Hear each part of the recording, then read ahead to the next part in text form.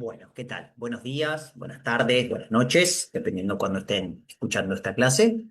Mi nombre es Leonel Corra y conmigo van a escuchar, vamos a compartir la clase acerca de lo que es neuroplasticidad, un concepto muy importante en todo lo que es el ámbito de la neurología, de la neurorehabilitación. A lo largo de la clase vamos a comenzar con las definiciones, ciertos conceptos que es necesario aclarar. Después vamos a ver la base neurofisiológica de lo que es la neuroplasticidad y vamos a terminar con dos conceptos que es la plasticidad cross-modal y la plasticidad maladaptativa, con el objetivo no por ahí de que se lleven un aspecto tan clínico acerca de lo que son estos tipos de neuroplasticidad, pero sí que conozcan de qué estamos hablando. Vamos a arrancar con esto. Primero, el término plasticidad hace referencia a la habilidad para mostrar cambios. Algo plástico es algo que se puede adaptar, es algo que puede cambiar su forma y nuestro sistema nervioso central tiene esa capacidad. No estamos hablando de que va a cambiar su forma anatómica, sino que eh, tiene la capacidad para generar cambios funcionales. Y esta es una palabra que van a escuchar bastante en esta clase, todo lo relacionado con la funcionalidad o las funciones que tiene cada persona. ¿Por qué? Porque nuestro sistema nervioso central tiene una enorme capacidad para adaptarse y generar cambios siempre y cuando haya estímulos que incentiven a esos cambios. Es decir, nuestro sistema nervioso central necesita de estímulos, sobre todo del entorno, estímulos extrínsecos, para poder generar cambios y de esa forma una nueva funcionalidad. Por lo tanto, el concepto de plasticidad cerebral, ¿sí?, hace referencia a un proceso o a un cambio en lo que es el sistema nervioso central para poder optimizar y mejorar lo que son los funcionamientos de las redes neuronales.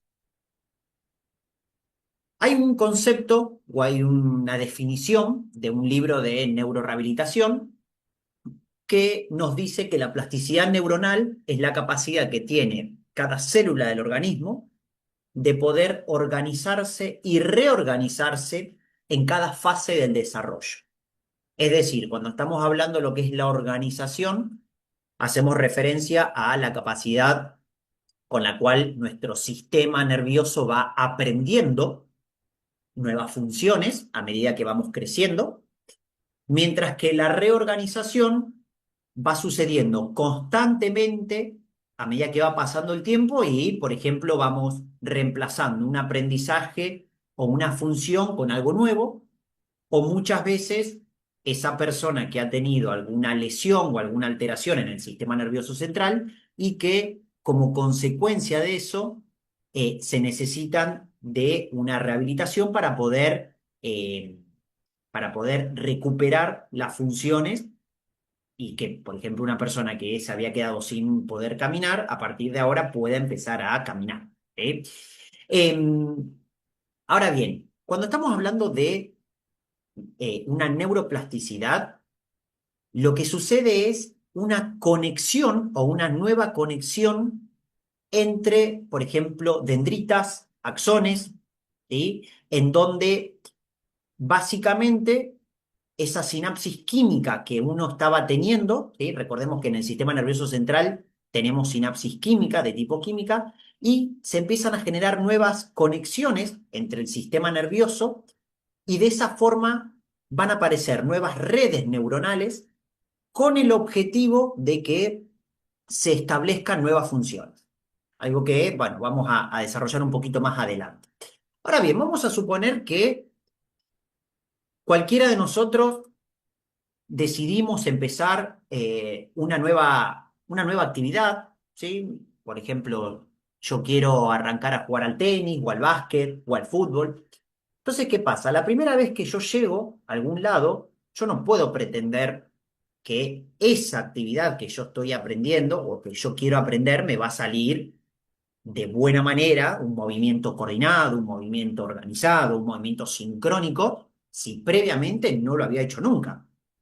¿Sí? O sea, mi sistema nervioso no logra reconocer esos movimientos, no logra reconocer esas funciones, por lo tanto, no logro hacer bien ese movimiento.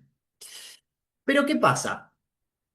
A medida que yo voy aprendiendo, en este caso, por ejemplo, vamos a suponer que yo quiero aprender a jugar al tenis, en mi primer clase de tenis, si bien no voy a lograr tener el movimiento que yo quiero, a medida que vaya pasando el tiempo, los minutos o las horas jugando al tenis, ese movimiento me va a ir saliendo cada vez mejor.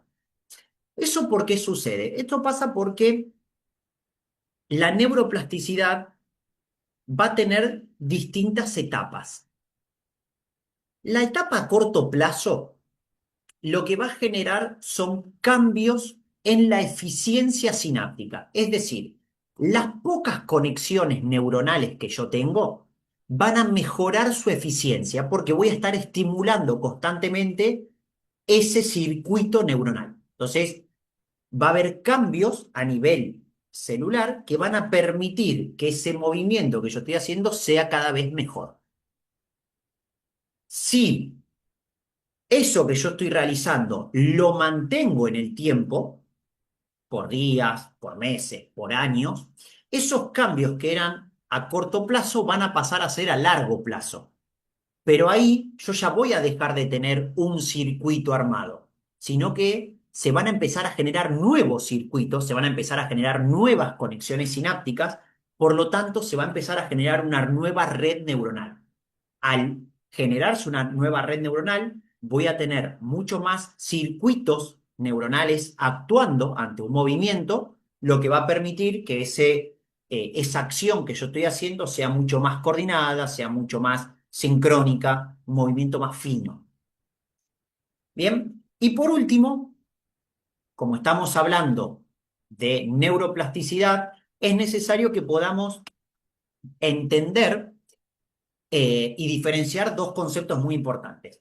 Primero, ustedes en la bibliografía van a poder leer o van a leer que hay neuroplasticidades o cambios neuroplásticos funcionales, que eso lo asociamos a los cambios a corto plazo, es cuando mejora la funcionalidad de un circuito, o vamos a tener cambios estructurales, que los cambios estructurales son las nuevas generaciones, las nuevas sinapsis que se van haciendo. También es necesario diferenciar estos dos conceptos, sinaptogénesis y neurogénesis. Neurogénesis es la formación de nuevas neuronas. Si bien es un tema medio que genera medio debate, porque hay bibliografía que sostiene de que las neuronas, nosotros estamos dotados genéticamente de cierta cantidad de neuronas y no pueden volver a generarse nuevas. Hay estudios científicos que dicen que sí se pueden volver a generar nuevas neuronas, aunque no se saben cómo. Bien, pero el término, el concepto es neurogénesis, es la formación de nuevas neuronas. Sinaptogénesis hace referencia a las conexiones neuronales a través de neuronas ya existentes, en donde puede ser que una neurona genere nuevas dendritas para tener mejor, para favorecer más alguna sinapsis.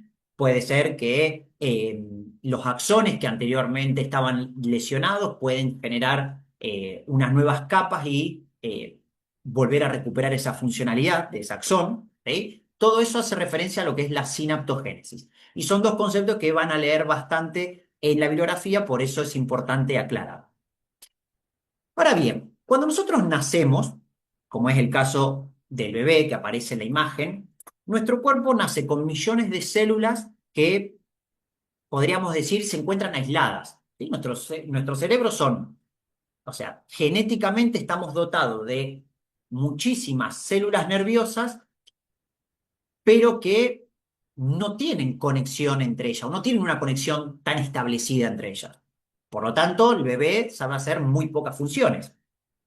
A medida que nosotros vamos creciendo, que nos vamos relacionando con el entorno, que vamos aprendiendo nuevas cosas, es que nuestro sistema nervioso va a empezar a eh, fortalecer, va a empezar a generar esos circuitos neuronales y van a formar redes neuronales. En donde, dependiendo qué tipo de estímulo es el que tenga la persona, va a ser la red neuronal que se va a favorecer. Es decir, no es lo mismo la red neuronal de un chico que ha aprendido a jugar al fútbol, por ejemplo, a un chico que ha aprendido a jugar al básquet o al tenis, ¿sí? O aquella persona que realiza danza o que le gusta hacer actividades aeróbicas. Todo eso va a ir diferenciándose según qué tipo de estímulo es el que prevalece en ese chico, ya que nuestro sistema nervioso va a ir respondiendo al entorno. Si uno quisiese hacer una especie de resumen de lo que vamos a ver más adelante en control motor, sabemos de que cuando somos bien chicos, lo más importante es todo lo que es la exploración sensitiva, el bebé, la exploración sensitiva, de ahí que está todo el tiempo tratando de tocar cosas, de ver cosas, de escuchar cosas, porque necesita muchos estímulos sensitivos. Después, en la niñez, en los primeros años, sobre todo en las escuelas, es donde se va desarrollando esa habilidad motora fina, aprendemos a escribir, aprendemos todo lo que son las pinzas manuales, mejoramos lo que es la marcha, aprendemos a correr, aprendemos a andar en bicicleta. Después en la adolescencia, nuestro control motor va a mejorar, vamos a tener movimientos mucho más sincrónicos, mucho más coordinados, vamos a aprender a hacer deporte, nos van a salir mejor las cosas. Movimientos que anteriormente no nos salían, ahora sí nos van a empezar a salir, hasta que finalmente, cuando ya tenemos la adultez, que en la imagen vendría a representar por el kayak, ahí hay una perfecta integración entre lo que es lo sensitivo y lo motor. Entonces, no solamente que nos movemos en forma coordinada, sino que todo el tiempo estamos aprendiendo o reaprendiendo de lo que vamos haciendo. Haciendo un poco un resumen de lo que veníamos hablando recién, cuando nosotros nacemos tenemos un montón de células nerviosas que están aisladas, pero a medida que nos empezamos a mover, a medida que empezamos a tener contacto con el entorno, esas células empiezan a generar conexiones entre ellas, ¿sí? Empiezan a generar sinapsis. Si uno tuviese que explicarlo de forma sencilla, podríamos decir que se forma un mapa neuronal, en donde en esta imagen está representado con una imagen de Google Maps de la ciudad de Rosario. ¿Qué pasa? Si nosotros vemos este mapa, podemos apreciar que hay calles, en este caso, como son las avenidas, los bulevares, que son un poco más gruesos que las otras calles. ¿Y qué podríamos decir? Bueno, que que en nuestro sistema nervioso tenemos circuitos que como los usamos permanentemente, lo que hace el sistema nervioso es reforzarlos, esos circuitos. Al tener un mayor, se podría decir, un mayor engrosamiento, vendría a ser un circuito neuronal que actúa mucho más rápido. Entonces, en la imagen podríamos tranquilamente marcarlo con estas líneas azules. Ahora, no nos tenemos que quedar con que nuestro sistema nervioso tiene los circuitos principales, sino que también va teniendo circuitos en paralelos o circuitos en reserva que ante alguna situación específica pueden llegar a ser la solución a nuestro problema. Es decir, que si tenemos problemas en alguno de estos circuitos principales, los circuitos que están en paralelo, los circuitos que están en reserva, nos pueden ayudar a recuperar las funciones que se han perdido. Si uno tuviese que mostrar en una imagen cómo es que se van generando esas sinapsis nerviosas, podemos ver cómo en un recién nacido tenemos pocas células nerviosas con pocas conexiones entre ellas y a medida que uno va creciendo, las conexiones neuronales van aumentando y eso se traduce a que la persona va teniendo una mejor funcionalidad. va aprendiendo nuevas cosas. Ahora, si uno tuviese que explicar neurofisiológicamente, la neuroplasticidad o los mecanismos que se llevan a cabo en la neuroplasticidad, si bien son similares, tanto como cuando estamos aprendiendo algo nuevo, como cuando estamos recuperando una función después de haber tenido una lesión, la realidad es que eh, la forma en la cual se lleva a cabo esa neuroplasticidad va a ser diferente.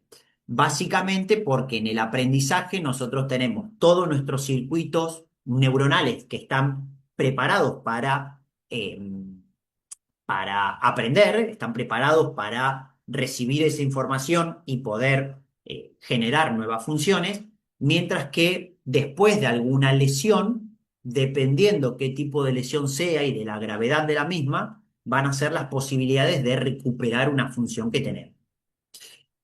Y como un aspecto importante, que esto lo vamos a ver en clases posteriores, es importante saber de que toda función o todo movimiento no va a depender de un solo aspecto, sino que va a depender de tres grandes variables. Por un lado, el individuo.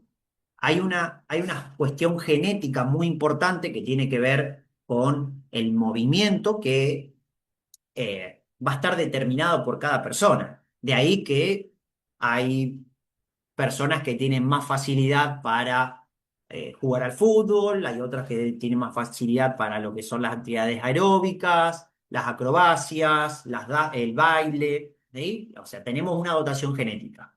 Después es importante saber de que tanto el entorno como la tarea van a determinar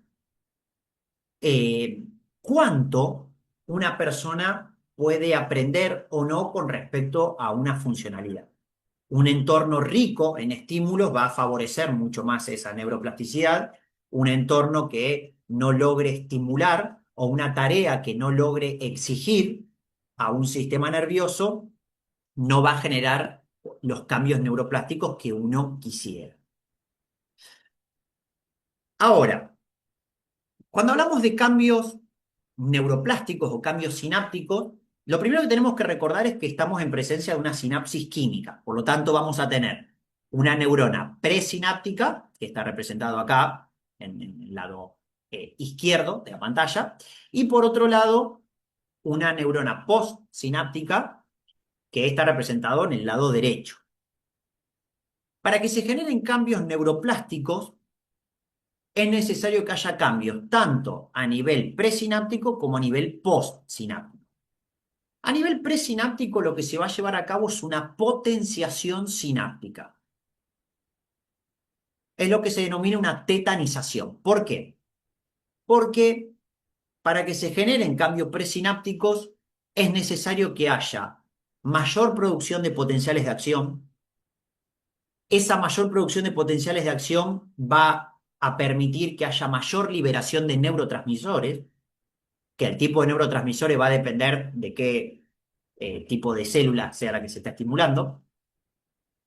Para que haya mayor producción, perdón, para que haya mayor liberación de neurotransmisores, es necesario que haya mayor producción de neurotransmisores, por lo tanto vamos a tener más concentración de calcio, vamos a tener mayor producción de vesículas, vamos a tener mayor necesidad de tener mitocondrias, porque se necesita energía, vamos a tener, vamos a necesitar mayor síntesis enzimáticas para producir esos neurotransmisores. Mientras que después, a nivel postsináptico, va a ser necesario que los receptores, es decir, las células que están capacitadas para poder captar esos neurotransmisores, primero que estén preparados para captarlos, esos receptores. Y por otro lado, es necesario que aumente muchas veces el número de receptores. ¿Por qué? Porque si yo tengo más neurotransmisores, pero la cantidad de receptores sigue siendo la misma, no tiene mucho sentido. Entonces es necesario que los receptores aumenten en número. Eso es lo que se llama una upregulation o una regulación en alza, que es un aumento de receptores. Al aumentar el número de receptores va a haber más capacidad de captar neurotransmisores. Ese aumento de receptores puede ser porque se liberen receptores que anteriormente no estaban funcionando, que se le llaman receptores de reserva, o porque se produzcan nuevos receptores. Este término, este concepto de hipersensibilidad por denervación, es un concepto que se lleva a cabo cuando hay una lesión en el sistema nervioso central, en donde a partir de esa lesión se generan la liberación de factores de crecimiento que van a estimular a la mayor producción de receptores. Entonces, la hipersensibilidad por denervación es un aumento en la sensibilidad de los receptores y un aumento en el número, con el objetivo de captar más neurotransmisores. Y se da después de una lesión. Ahora lo vamos a ampliar. ¿Por qué? Porque ¿qué pasa en una lesión? Vamos a ver acá en la imagen, en donde acá aparece un infarto, una lesión vascular en la cápsula interna. Nosotros acá tenemos dos problemas. Por un lado está la lesión focal de, en este caso, el infarto en esta partecita, es decir, toda esta zona está teniendo un daño, hay células nerviosas que están muriendo, pero a su vez, por este espacio pasan redes y neuronas, ¿sí? Pasan axones que van llevando información desde un punto hasta el otro. Por lo tanto, no solamente tengo una lesión focal, sino que eso interrumpe la información que están llevando ciertos axones. Es decir, yo tengo una lesión acá y todos los axones que están pasando por esta zona también van a ser lesionados. Por lo tanto, esta zona que está recibiendo la información de esos axones empieza a perder función porque no está recibiendo estímulo. A eso es lo que se denomina diaschisis, que es la pérdida de función que tienen ciertas células nerviosas por falta de estímulos sensoriales, por falta de inputs sensoriales. ¿Qué vendría a ser esto? Vamos a suponer que yo acá en el mapa estoy parado en este punto rojo y quiero llegar a donde está el Parque Urquiza. El Parque Urquiza es mi destino. El camino más rápido, el circuito neuronal más rápido es usar esta avenida, que es la avenida Pellegrini. Ahora, si yo tuve una lesión, por ejemplo en este punto que estoy marcando acá con el mouse, yo no voy a poder ir por Pellegrini porque acá voy a tener un corte. Entonces, el Parque Urquiza, en este caso, no va a poder recibir gente porque hay un corte en Avenida Pellegrini. ¿Qué va a pasar? El Parque Urquiza va a tener falta de inputs sensoriales, va a tener falta de estímulos sensoriales. Y eso en el sistema nervioso puede generar pérdida de la función. Ante una situación así, lo que va a hacer el sistema nervioso es activar los mecanismos paralelos a ese circuito. ¿Qué vendría a ser esto? Las calles internas que se encuentran en paralelo a Avenida Pellegrini, que si bien van a ser más lentas que Avenida Pellegrini, van a permitir que con la estimulación necesaria se recupere la funcionalidad. También estas calles van a tener conexiones entre ellas que van a permitir ir reforzando ese circuito y generando nuevas conexiones sinápticas. Entonces, si uno tuviese que resumir qué pasa poslesión, por un lado vamos a decir que hay una supersensibilidad por denervación, es decir, neuronas sanas van a aumentar o van a buscar aumentar la cantidad de receptores postsinápticos para captar más neurotransmisores. Van a aparecer sinapsis silenciosa, que esto vendrían a ser sinapsis que se encontraban en circuitos paralelos, pero que no eran usadas y que ahora van a tener que empezar a ser usadas. Y se van a llevar a cabo eh, o intentar llevar a cabo nuevas conexiones sinápticas a través de lo que es una sinaptogénesis regenerativa, es decir, que de las neuronas que por ahí están sanas, pero que han sufrido ese corte a nivel axonal, se generan nuevos brotes, nuevas formaciones de dendritas con la idea de poder generar nuevas conexiones, o bien que células nerviosas que estaban al lado, ¿sí? O sea, sanas, estaban en paralelo, van a generar nuevos brotes, nuevas colaterales, con la idea de poder establecer unas nuevas conexiones sinápticas. Eso es lo que se llama una sinaptogénesis regenerativa o reactiva. La reactiva vendría a ser la colateral. Y en última instancia está lo que se llama una regeneración neuronal, que eso está más que nada relacionado con la nueva formación de neuronas. Entonces, para terminar con esto, es importante saber que los cambios neuroplásticos después de una lesión no solamente se llevan a cabo a nivel de la lesión, sino que también es necesario que se lleve a cabo una reorganización cortical, cambios a nivel en la zona de la lesión y cambios a nivel de todo el camino de esa red neuronal. De esa forma, el objetivo principal va a ser recuperar la funcionalidad de la persona, es decir, tratar de recuperar el movimiento que perdió esa persona como consecuencia, por ejemplo, de alguna lesión, por supuesto, con el objetivo de mejorar la calidad de vida. Y para eso se necesita de estimulación. En esta imagen les estoy dejando el último artículo científico que salió acerca de este tema, con todas las variables y todos los distintos tipos que hay de neuroplasticidad, como para que puedan ampliar todo esto que estamos viendo en este video. Ahora bien, para ir finalizando, vamos a mencionar dos tipos de plasticidad, que es la plasticidad cross-modal y la plasticidad maladaptativa. ¿Qué vendría a ser la plasticidad cross-modal? La gran pregunta surge, sobre todo, a partir de gente que ha nacido sin la posibilidad de ver o bien, como consecuencia de una lesión, ha perdido la visión. En este caso tenemos una imagen de una persona que está leyendo braille y acá, en la imagen de la izquierda, un chico que evidentemente ha perdido la capacidad auditiva. ¿Qué pasa en estas imágenes? Alguna de estas personas perdió un sistema sensorial. En un lado se perdió el sistema visual, en el otro se perdió el sistema auditivo. Ahora bien, ¿qué pasa con las personas, por ejemplo, que han perdido el sistema visual? Esas personas lo que hacen es reemplazar un sistema sensorial por otro.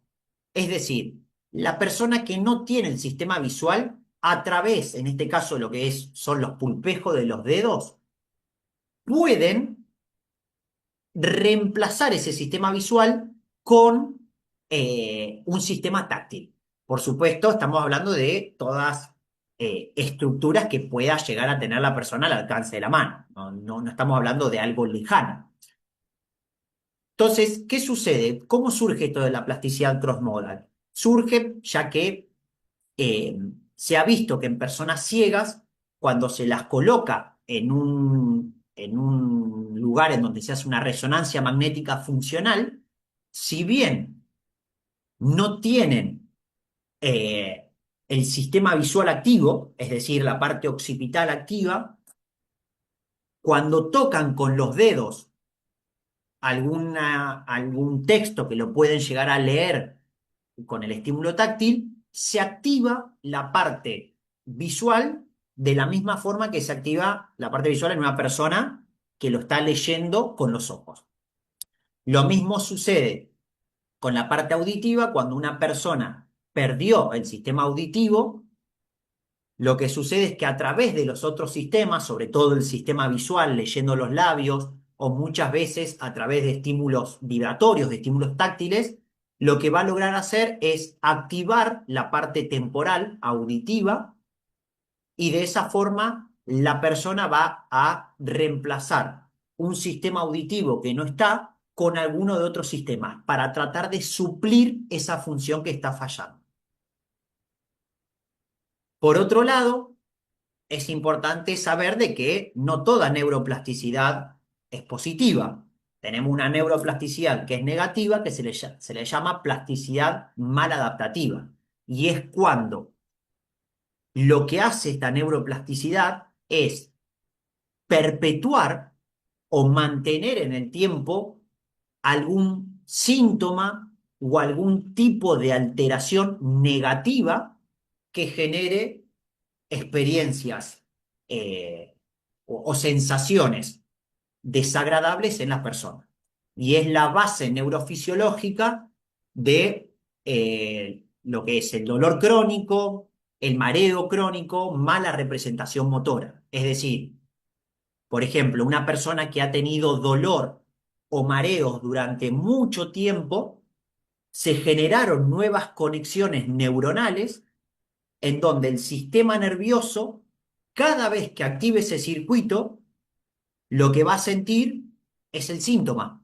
¿Por qué? Porque esas nuevas conexiones se generaron a través de una experiencia desagradable, como puede llegar a ser el dolor, el mareo. Lo mismo sucede si la persona se ha estado moviendo en forma incorrecta durante mucho tiempo. Lo que va a suceder es que el sistema nervioso va a generar cambios neuroplásticos que va a tomar como que esa forma de moverse mal es la forma correcta. Entonces, ahí es donde se observa personas que, por ejemplo, tienen una espasticidad en el brazo, en donde aumentaron el tono en el miembro superior, y la persona ya se acostumbra o se habitúa a que el brazo esté en esta posición. Eso es una mala representación motora. Y también aparece este concepto de miembro fantasma que tiene que ver con personas que han sufrido una amputación de alguna de las extremidades y que la persona sigue sintiendo dolor o sigue sintiendo molestia en ese miembro que ya no está. Entonces, por ejemplo, en personas que han sufrido, por ejemplo, mucho dolor en la pierna derecha, se generaron todos cambios neuroplásticos en el sistema nervioso de dolor en la pierna derecha y después de sufrir una amputación, la persona sigue sintiendo ese dolor, porque a pesar de que no esté ese miembro, lo que sucede es que el sistema nervioso sigue registrando dolor. Eso es lo que es la base del miembro fantasma. Después, más adelante, verán los tratamientos para cada una de estas alteraciones. Por último, y para ir finalizando con los conceptos más importantes, es necesario aclarar que la neuroplasticidad es un proceso de remodelación constante. Todo el tiempo se está aprendiendo y recuperando funciones dependiendo de los estímulos que recibe la persona. Es fundamental el entorno, es fundamental que la persona esté bombardeada de estímulos para poder generar esos cambios. Nuestro sistema nervioso todo el tiempo está aprendiendo, todo el tiempo está buscando ir perfeccionando, buscando ir buscando que adaptarse a lo que es el entorno. Y por último, no toda plasticidad es positiva, hay que tener mucho cuidado con eso, sobre todo cuando estamos hablando de personas que vienen con trastornos de largo tiempo, de larga duración, porque tenemos que entender de que esa persona muy posiblemente tenga una neuroplasticidad maladaptativa, en donde el tratamiento de esa persona es diferente a, por ejemplo, un tratamiento de una persona en agudo. Les doy las gracias por haberme escuchado y al finalizar esta clase les voy a pedir que realicen la actividad correspondiente y la bibliografía que se va a utilizar para esta clase es un apunte de cátedra que se encuentra en el aula virtual. Desde ya, muchas gracias.